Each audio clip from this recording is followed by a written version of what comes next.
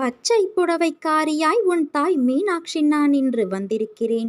நீ முழுமையாக என்னை தஞ்சமடைந்து விட்டாயல்லவா? இனி எதற்கும் பயப்படாதே. உன் பயணம் என் பாதையை நோக்கி இருக்கட்டும். உன் மனம், புத்தி, அகங்காரம் என்னும் மூன்றையும் என்னிடம் சமர்ப்பித்துவிடு. இவ்வுலக வாழ்க்கையில் உன் கையில் எதுவுமே இல்லை. எல்லாவற்றையும் நானே இயக்குகிறேன். நம்பிக்கை என்னும் மச்சாணியாக என்னை உன் மனதில் நிறுத்து. பொறுமையாக வாழ்ந்து வா. உன்னை சேர்க்க வேண்டிய இடத்தில் நான் சேர்க்கின்றேன். என் நாமத்தை எப்போதும் நீ ஸ்மரிசித்து கொண்டே இரு. என்னை உன் மனதில் நினைத்து உன் கர்மாவை செய்து வா. அது போதும் உனக்கு. உன்னை நான் கைவிட மாட்டேன் என் குழந்தையே. என்னை நம்பு. இனி வரும் காலம் வளம் பெறும். உன் வாழ்வில் வசந்தம் வீசும். நீ போகும் பாதையெல்லாம் சொர்க்கமாக அமையும். என்னை நம்பியிருப்பவர்களோடு நானும் எப்பொழுதும் இருப்பேன் என் குழந்தையே. உன் குடும்பத்தில் உள்ளவர்கள் உன் அன்பை புரிந்து கொள்ளவில்லை. நீ அவர்களுக்காக படும் கஷ்டத்தை புரிந்து கொள்ளவில்லை என்று கவலை கொள்கிறாய். உன் மனதை நான் அறிவேன். உனக்கு என்றும் காவலாய் மட்டும் அல்ல, உன் கண்ணீரை துடைக்கும் ஆதரவு கரமாய் நான் இருப்பேன். நீ கவலைப்படாதே குழந்தையே. கண்ணீர் சிந்தாதே. நீ புண்ணியத்தை இப்போது சேர்த்து கொண்டு இருக்கிறாய். இந்த புண்ணியங்கள் உன்னை எப்பொழுதும் காக்கும். உன் வாழ்வில் உனக்கு எது சரியானதோ, எது தேவையானதோ அதை கொண்டு வந்து உன் கைகளில் சேர்க்கும். உன்னையே பின்தொடர்ந்து கவசமாக உன் அன்னையான வராகித்தாய் நான் வரும்போது நாளைய பற்றிய வீணான அச்சம் எதற்கு? பயம் எதற்கு? இன்றைய நாளில் நிம்மதியாக இரு. எல்லாம் சரியாகிவிடும். அவசரமாக உன் அன்னையான நான் உன்னிடம் பேச வேண்டும். உடனடியாக தாமதிக்காமல் கேட்டுவிடு என் குழந்தையே. என் சொத்துக்கள் எல்லாம் போய்விட்டன. இனி நான் என்ன செய்வேன்? அடுத்து ஏதாவது வியாபாரம் செய்ய வேண்டுமென்றால் முதலீடு தேவைப்படும். எதை வைத்து முதலீடு செய்ய என்று கலங்குகிறாய். யாரிடமும் இல்லாத மிகப்பெரிய சொத்து உன்னிடம் இருக்கிறது. அதை வைத்து நீ இழந்ததற்கும் மேலாக அதிகமாக சம்பாதிக்கலாம். என்ன சொத்து என்னிடம் இருக்கிறது? நான் தான் எல்லாம் இழந்து பிச்சைக்காரனை விட கேவலமான நிலையில் இருக்கிறேனே என்கிறாயா? அதுதான் இல்லை.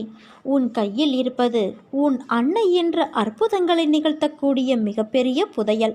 அந்த புதையலை நீ மிகவும் சரியான முறையில் கையாண்டால் உன் கஷ்டங்கள் எல்லாம் நொடிப்பொழுதில் தீர்ந்துவிடும். அதற்கு தேவை நீ என்னிடம் காட்டப்போகிற அன்பு. உன்னுடைய இன்ப காலங்களில் போற்றி, சோதனை காலங்களில் தூற்றக்கூடிய அன்பாக இருக்கக்கூடாது. எப்போதும் உன் அன்பை நீ சமநிலையில் மட்டுமே காட்ட வேண்டும். அம்மா, நீதான் கதி, உன்னை தவிர வேறு கதி இல்லை என்று முழுமையான அன்பு பக்தியோடு என்னை சரணாகதி அடைந்து பார். அப்படி சரணாகதி அடைந்த பிறகு உனக்கு எத்தனை இடர்பாடுகள் வந்தாலும் எனக்குள் இருக்கும் அன்னை காப்பாற்றுவார். எல்லா கஷ்டங்களிலிருந்தும் என்னை விடுவிப்பார் என்ற நம்பிக்கையோடு வருவதை திடமோடு எதிர்கொள்ள வேண்டும். ஒரு முறை என் பாதங்களில் இறக்கி வைத்த உன் மனதின் குப்பைகளை திரும்பவும் முன்னுள் நீ ஏற்றிக்கொள்ளக்கூடாது. அதற்கு பதிலாக என்னோடு என் அன்னை இருக்கிறார். என் நாடி நரம்பெங்கும் அவர் வியாபித்து இருக்கிறார். அப்படி இருக்கும்போது நான் கவலைப்பட வேண்டிய அவசியம் என்ன? இந்த பிரச்சனைகளையெல்லாம் கிட்ட போனால் மறைந்துவிடும். தூரத்திலிருந்து பார்க்கும்போது பனிமூட்டமாக இருக்கும். எல்லாமே மறைந்துவிடக்கூடியவை என்று தைரியத்தோடு இருக்க வேண்டும். இந்த உறுதியான மனநிலையோடு என்னுடைய நாமத்தை நீ ஜபித்து கொண்டே இரு. அப்போது உன் அன்னையான நான் உனக்கு முன்னும் பின்னும் வருவதையும் உனக்கான பாதைகளை செம்மைப்படுத்துவதையும் உன்னால் உணர்ந்து கொள்ள முடியும். இங்கு எதையுமே எதிர்ப்பதற்காக அல்ல, பொறுப்பதற்கே தைரியம் வேண்டும். உறுதியான நம்பிக்கை வேண்டும். இன்று கிடைக்காவிட்டால் நாளை கிடைக்கும் என்று எதிர்பார்த்து இரு. நாளையும் கிடைக்காவிட்டால் மறுநாள் கிடைக்கும் என எதிர்பார். உன் எதிர்பார்ப்பை தாண்டினாலும் கிடைக்காத போது ஒரு நாள் கிடைக்கும் என்று இரு. நிச்சயம் கிடைக்கும். எல்லாம் இருள் சூழ்கின்ற நேரமாய் உன்னை துரத்தி வருகிறதா? கவலை கொள்ளாதே. அத்தனையும் வீழப்போவது உறுதி. உன் வாழ்வில் இன்னும் எத்தனை நாள் இந்த வேதனையும் துக்கமும் என்ற கேள்வியும், அதில் உன் வலியின் ஆதங்கத்தையும் உணர்கின்றேன். உன் கழுத்தை நெரிக்கும் எல்லா விஷயங்களும் என் கையால் தான் முடியப் போகிறது. நான் அமைதியாயிருக்கிறேன் என்று நீ நினைப்பது சரிதான். ஆனால் என் மௌனத்திற்கும் ஒரு எல்லை உண்டு. நம்பிக்கையையும் பொறுமையையும் இழந்துவிட்டேன் என்று கூறுகிறாயே, உன் மூச்சை நீ இழந்து விட்டாயா? இல்லையல்லவா?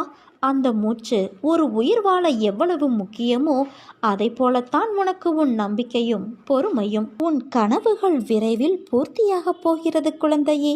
உன் எண்ணங்கள் நிறைவேறும். உன்னை தேடி அதிர்ஷ்டம் வந்துவிட்டது. இது உன் வராகித்தாயான என்னுடைய சத்திய வாக்கு. என்மேல் நம்பிக்கை கொண்டு காத்திரு குழந்தையே. கல் உடைந்து சிலையாக வேண்டுமானால் உளி அடிபட்டுத்தான் ஆக வேண்டும். பிறர் நன்மை பெற வேண்டுமானால் நாம் கஷ்டப்பட்டுத்தான் ஆக வேண்டும். நீண்ட இரும்பு கம்பியாக இருந்த ஒன்றை துண்டாக வெட்டி உளியாக்கி பயன்படுத்துவதைப் போல பிரபஞ்சத்தில் பஞ்சபூதங்களாயிருந்த உன்னை மானுடனாய் கடவுள் பிறக்க வைத்தது அவன் தன் தேவைகளை உன்னை வைத்து பூர்த்தி செய்து கொள்ளவே.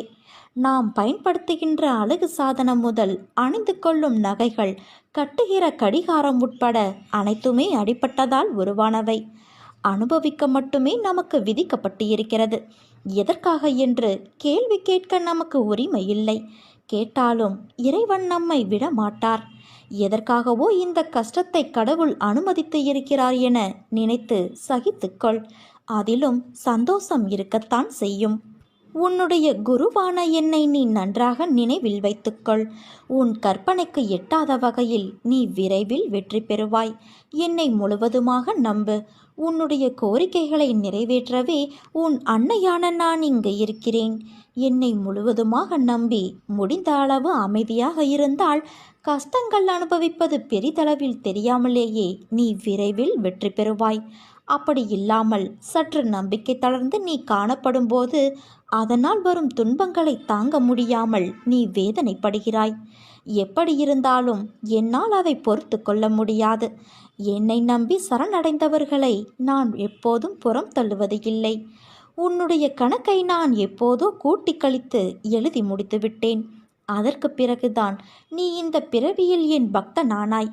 உனக்கான காலம் நான் குறித்திருக்கும் வரை உனக்கான தெம்பை நான் கொடுத்து வருவேன். எப்படி இருந்தாலும் நீ காப்பாற்றப்படுவாய் குழந்தையே.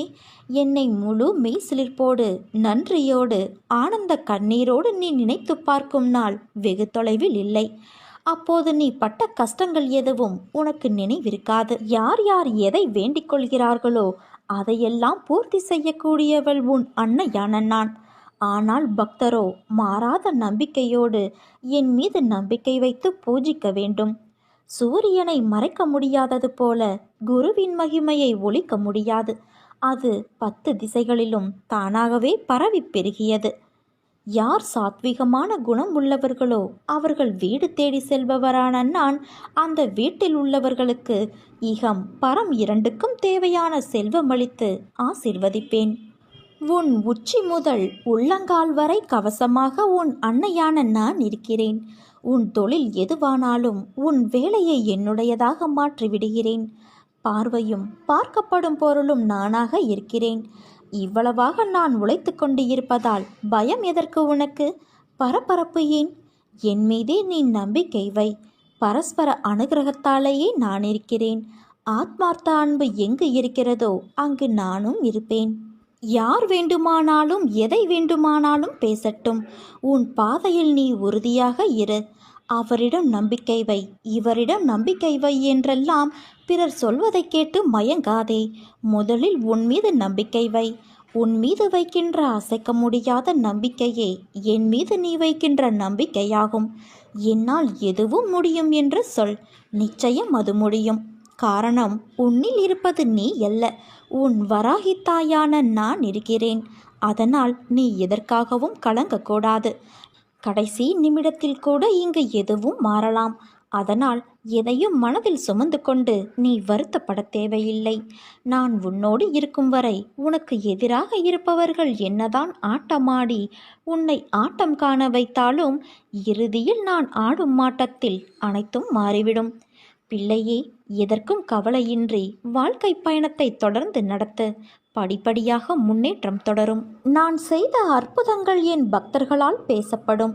துன்பத்திலும் சோகத்திலும் பிரச்சனையிலும் விழுந்து போகிற அனைவரையும் தூக்கிவிடுவதற்காகவே இப்போது நான் வந்திருக்கிறேன். உன் வேண்டுதல் கேட்கப்பட்டது. வருவது எல்லாம் என்னாலோ என்னை தாண்டியோ மட்டும்தான் வரும் என்பதை என் பக்தர்கள் தீர்க்கமாக அறிந்திருப்பார்கள். நல்லதோ கெட்டதோ எல்லாம் நன்மைக்குத்தான். ஒருவன் நோய்வாய்ப்படுவதும் கடும் துன்பத்திற்கு ஆளாகுவதும் எதுவுமே நிரந்தரமில்லை.